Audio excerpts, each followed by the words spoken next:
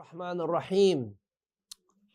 We have said this 6 million times, that logic is all about correct process of thinking. And the more effort you put in logic, the more sensible you will become. The more you will have the skill of categorizing things and picking up quickly on things that you need to further investigate or understand.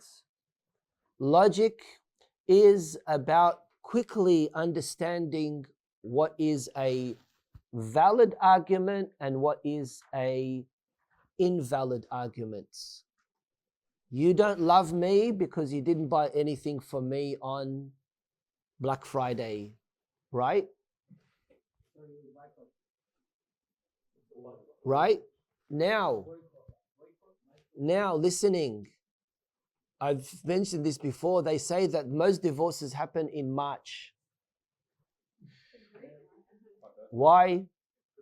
Because of Valentine's Day. Why? Because they say, you don't love me, you forgot to bring me something on Valentine's Day. Can you see that?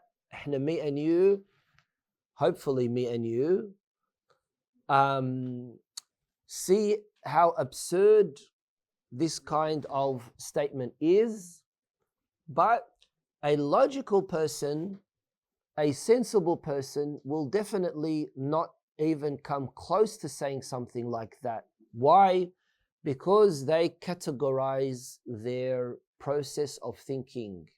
Emotions different to feelings, different to spiritual, different to rational, etc., etc.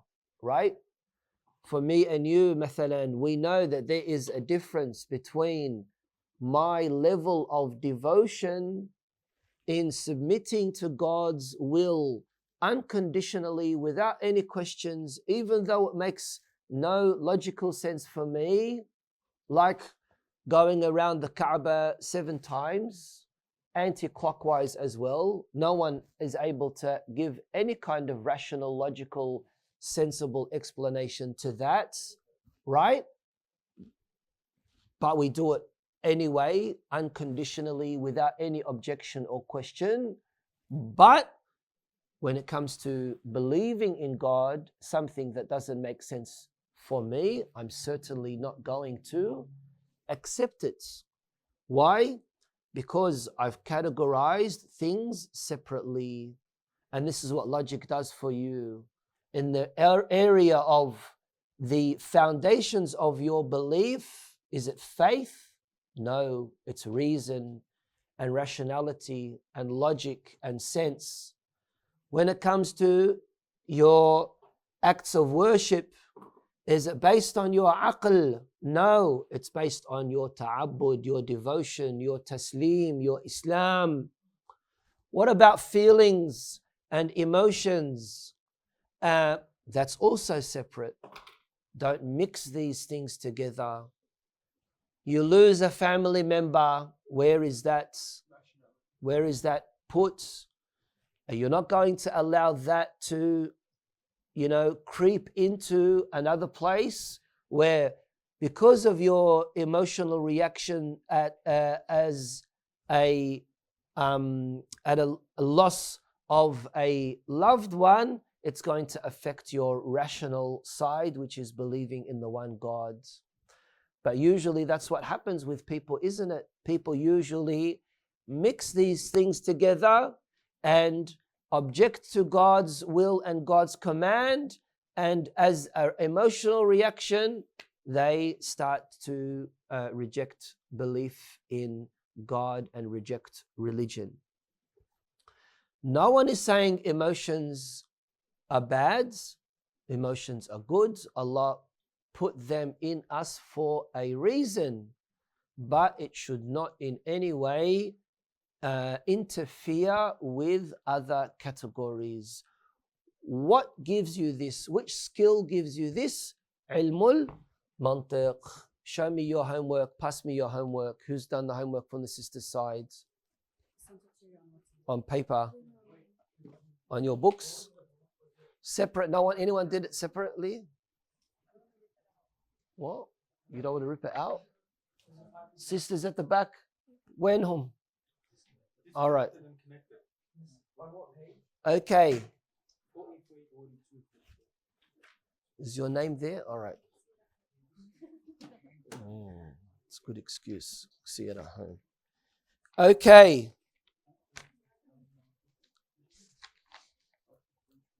Let's carry on with looking into some other types of syllogistic arguments, right?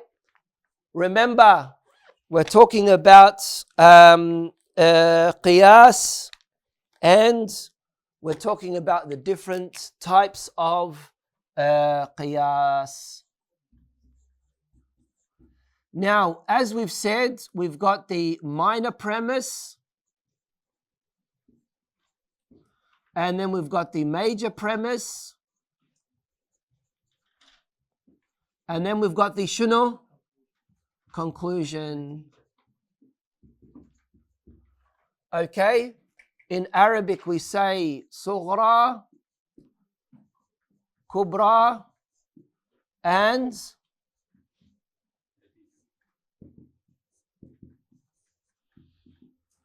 natija. Okay? Now in this addendum, which basically means a continuation of the topic, there are a few interesting things that we can learn about qiyas.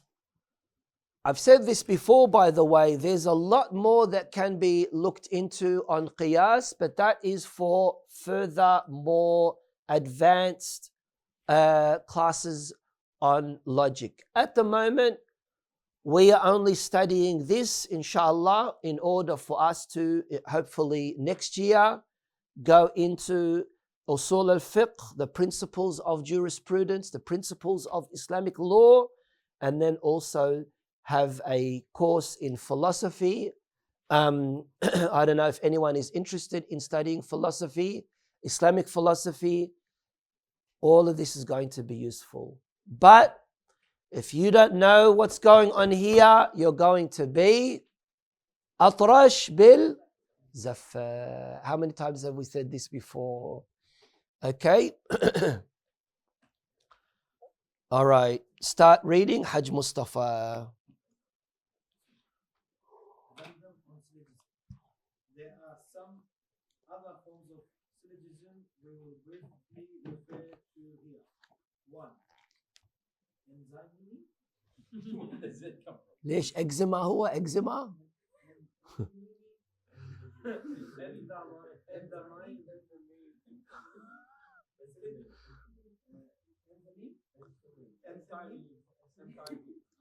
Ibrahim, have you checked how it's pronounced, or you're just guessing?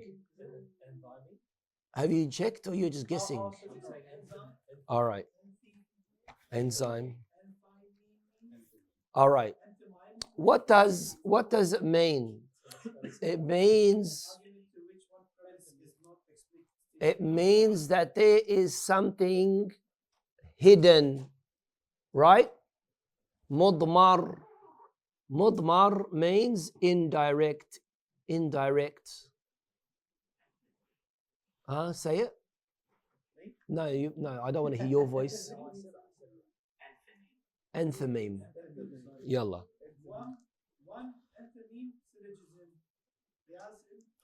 Mudmar, right? Syllogism where one of its premises or conclusion has been deleted because of how clear it is. Like saying, Bakr is a human, therefore Bakr is rational. By the way, in the Arabic, it says Zaid, by the way. But I changed it. Yeah, I changed it. I said there's enough Zaid bashing, everything Zaid. So I changed it to Bakr.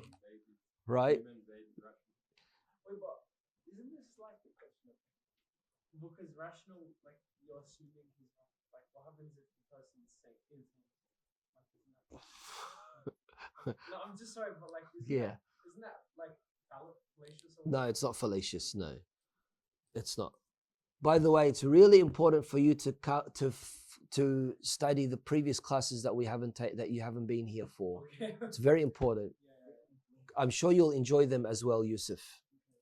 All right, say that again, please. Bakr is human, therefore. Bakr is rational. All right, what has been deleted here? The minor premise or the major premise? What is the major premise?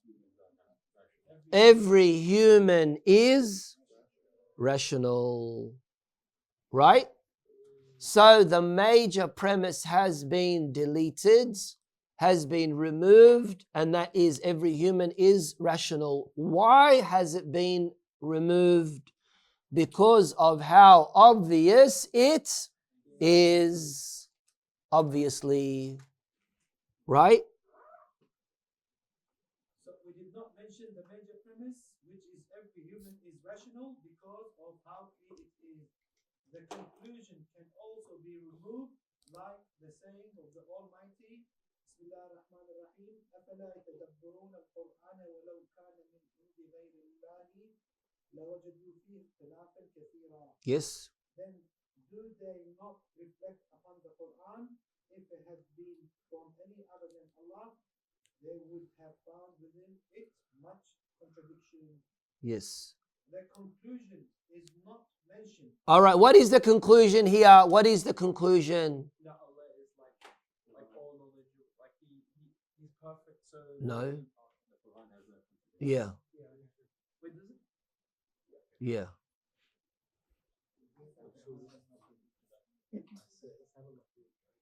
But Yusuf is right. Yusuf is right. In principle, he's right. But the exact natija is, but they have not found any contradiction. Carry on. The conclusion is not mentioned because of how clear it is. So the completion of the argument would be, however, they did not see any contradiction, therefore it is from Allah. All right. So al-natija is they didn't find any conclusion, therefore it is from Allah subhanahu wa ta'ala. Right? So that is an example of removing the kubra and an example of removing the natija. 2. Reduction to Addendum Syllogism. Qiyas al-Khalf. It is called this because it comes up with the result from the back. Khalf. Yeah. This kind of syllogism is considered to be an indirect argument, as the proving of the result is achieved by refuting its opposite. Yeah. It is composed of 2 syllogisms. One of them is hypothetical, istithna'i, and the other is conjunctive, iqtirani. So it is a compound syllogism, and in the following form. Okay, so it is a murakkab syllogism. It is a compound syllogism, yani it is made up of parts, and it's taking an opposite approach. That's why it's called al-khalf. Al-khalf means the back, from behind, right from the back. Carry on. Okay. So following form, what is required to be proven? Nothing of A is B. So we say, if nothing. So we want to prove that nothing of A is B. Wait, is this also called proof by contradiction? You can say that as well, I think. Carry on. So we say, if nothing of A is B is wrong, then its opposite would be true. And it is, some A is B. Because 2 contradictory oppositions cannot unite in being false. We then establish the invalidity of the opposite, which is some A is B, and the validity of its opposite will be proven being none of A is B. Example, what is required to be proven? Nothing of a human is an angel. Argument. If it was false to say nothing of human is an angel, its opposite would be valid. Some humans are angels. But if some humans are angels is true, and we added all angels are immaterial, then some humans are immaterial, and this is a false proposition. So it is proven that some humans are angels is a false proposition. So its opposite is proven being nothing of human is an angel, because two contradictory propositions cannot be united on false. What does two contradictory propositions cannot be united on false? It means that the opposites of what it is that you are saying is also going to be the same as well. And if they are contradictory, then they're not going to have the same united conclusion because they are contradictory, right? This is why here I am trying to say, I'm trying to prove that nothing of a human being is an angel. That's my natija. How do I approach this? I approach this from the top, and I approach this from the top, and I say, if we were to say that nothing of a human being is an angel, its opposites would also be valid, right? That some humans are angels. So if it was wrong for us to say that none of a human being is an angel, it would also be wrong to say that some humans are angels, right? However, if we were to also say that some humans are angels, this would also mean that because all angels are immaterial, then some humans would also be immaterial. But because that is absolutely false, also the introduction is going to be, the minor premise is also going to be false, and that is that some humans are angels, and therefore the natija is going to be that nothing of a human is an angel. Why am I doing this bil maghloob? That's a type of argument. Why am I doing this from the back to the front? That's just another type of syllogistic argument. Okay. Shall we do questions and answers or stop here? All right, questions and answers. Some assume that there is no use in syllogism, claiming that the introduction of the major premise cannot be known except by deducing their particulars, and the conclusion is nothing other than one of these particulars that is formed in the major premise, and this will necessitate an invalid vicious circle. For example, if we say Bakr is a human, every human laughs, Bakr laughs. The ruling in the major premise here, every human laughs, is known through following the ruling of the particulars of a human being, of whom among them is Bakr. So we know that every human laughs by knowing the ruling of Zayd, Bakr, and Amr, etc. So proving that Bakr laughs is a major premise is based on the explicit vicious circle. Answer 1. The misconception is based on something invalidating the syllogism by another syllogism. So you know what that means, right? Do you understand that? So if we are saying that every human laughs, right?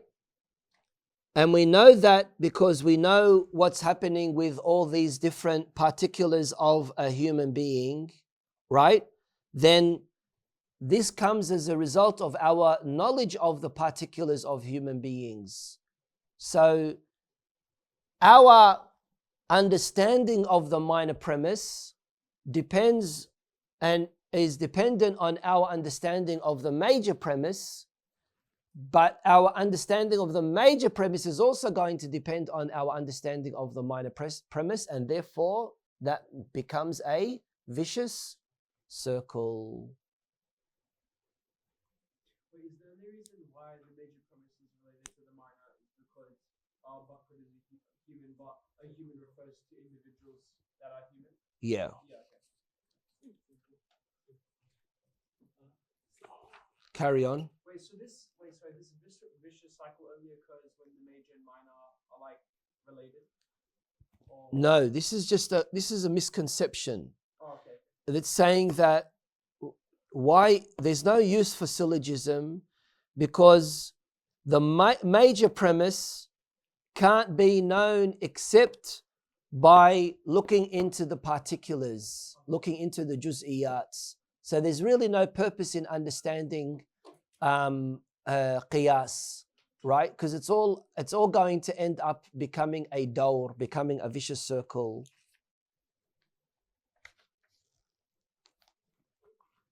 Carry on. So the misconception is based on something invalidating the syllogism by another syllogism of type 1b. This syllogism is a vicious circle. Every vicious circle is invalid, therefore syllogism is invalid. So if syllogism was invalid and not an argument, then how can it be used as an argument? Is that clear? Is that clear?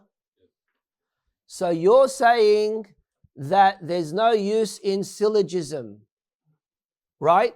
Because in the major premise, it's all about understanding the particulars, this and that. This very argument that you are using is a syllogistic argument. This very argument that you are using is a syllogistic argument of al-Shikl al-Awwal, right? So you've just contradicted yourself. Carry on. 2. Studying syllogism is in its form and it has nothing to do with the material used in it. Yeah. Meaning, if the ruling was established for the universal kulli, then by necessity it is applied to its particulars, juz'i, regardless of the origin of the ruling of the universal. That's right. So this is a bahth suri, right? Which means it's discussing, it's studying the surah of al-qiyas. As for the mawad, as for the material, that's of course for you to make sure that you are using the correct material for a qiyas. Yes. 3. The universal ruling is not always based on deduction, but rather it could sometimes be self-evident, or a clarification of a self-evident like a demonstrative argument, burhan, or a common mashhur or accepted maqbool law, as is used in a dialectic or rhetoric syllogism. We're going to explain what burhan and mashhur and maqbool mean, by the way, and we're also going to explain what dialectic or rhetoric syllogism is. We'll explain that as well. Carry on. By this, the misconception of syllogism being useless and it being based on deduction can be refuted. We will also explain the deduction and analogy returns back to syllogism and not the opposite, and that syllogism is the basis of an argument.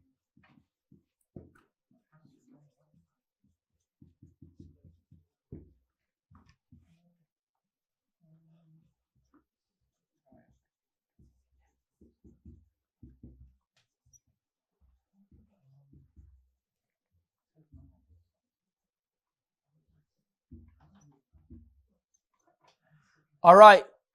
So what I want you to do is I want you to look into this subject of qiyas, of qiyas al-istiqra. Istiqra tam and istiqra naqis. And what is the difference between induction and deduction? What is the difference between induction and deduction? But when you are Googling these things, brothers and sisters, make sure you look at the Islamic approach to this in the Islamic tradition, so you become familiar with the Islamic terminology as well. You can also look at it as far as Western logic, Western philosophy is concerned. That's also useful to get examples and things like that. But it's always good to read ahead, so when you do come to the class, you know what is going on. We all know that Shaheed al-Sadr rahimahullah has a famous book on Mantiq al-Istiqra, on the logic of induction, and it is a very, very famous book that even Western philosophers benefited and used very much of. Okay, so do a little bit of reading on that and prepare for our next lesson. Walhamdulillahi Rabbil Alameen.